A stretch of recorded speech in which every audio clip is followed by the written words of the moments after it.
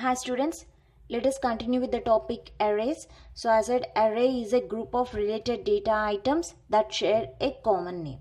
So now let us see how we can declare arrays. So the syntax for arrays is, just you have to write the data type and the array name and the size of the array. So this is the syntax of an array. Let me take the examples for how to declare an array. Let us take the float height 50. So what it means? So here this is a float is a data type and height is an array name and the 50 is the size of the array. So this declares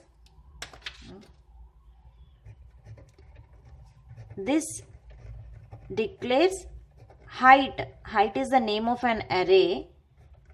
Height to be an array containing 50 float elements. So it contains, the array height contains a 50. What type of elements? Those are the float elements, float data type. Now second, if you take int is a data type. Here group, I am taking the array name. Our size is 10. What this represents? This declares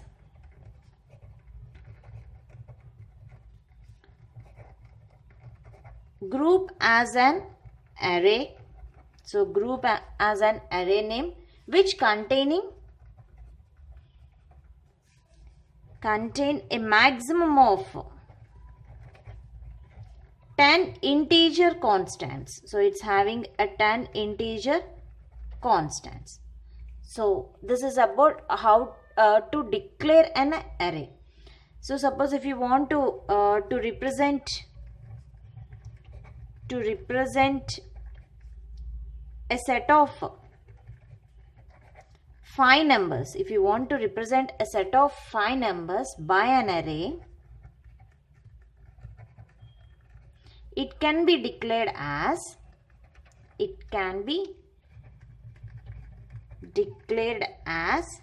how you can declare? Int is a data type, a is a array name with set of 5 elements. So this is the declaration of array. So how can you represent it in the memory? So this is a memory allocation. So here this is a of 0. We have to, a is an array name, it declaring the 5 elements. So a of 1, we are giving the index names a of 2, a of 3,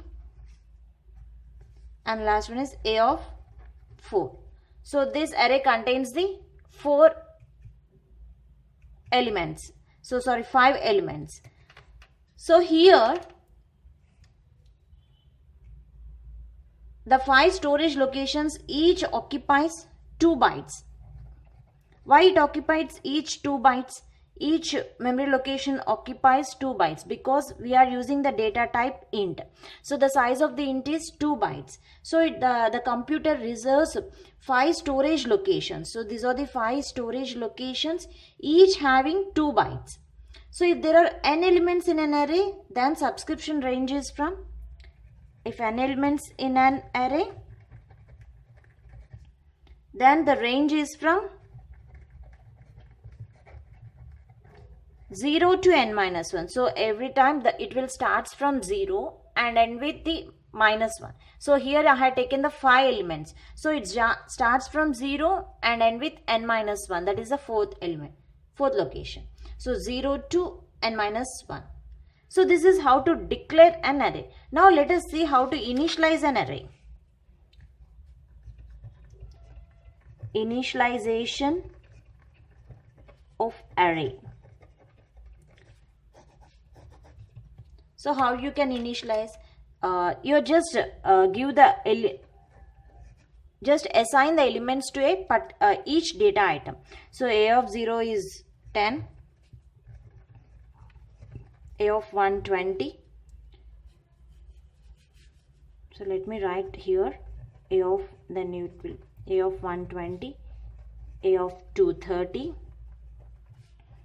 a of 340, and a of 450. So array int a of 5 elements. This is the declaration. Now you have to initialize the values. How you can initialize? Int a of array name A contains 5 data items of type integer, and those values will be initialized with, each data item is initialized with 10, 20, 30, 40, 50. So this is how you can initialize. An array can also be initialized at the time of declaration as here. So at the time of declaration also you can directly initialize. In the previous programs we are just initializing int a is equal to 1. So here we are declaring the variable, at the same time we are initializing the value to that variable. So a is equal to 1. We are initializing the value to that variable. So initialization and declaration can be done at the same time. So in the same way here the array can be also initialized at the time of declaration.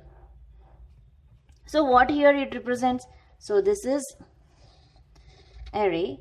So a of 0, a of 1, a of 2, a of 3, a of 4. So array of 5 elements. So here we initialized a of 0 as 10, a of 1 represents 20, a of 2 30, a of 4, a of 3 40, a of 4 50. So this is how the values will be stored in the memory. Okay, so this is about the initialization of array. So we had seen the declaration and the initialization of array. So in the next video I'll explain about different types of arrays. Thank you.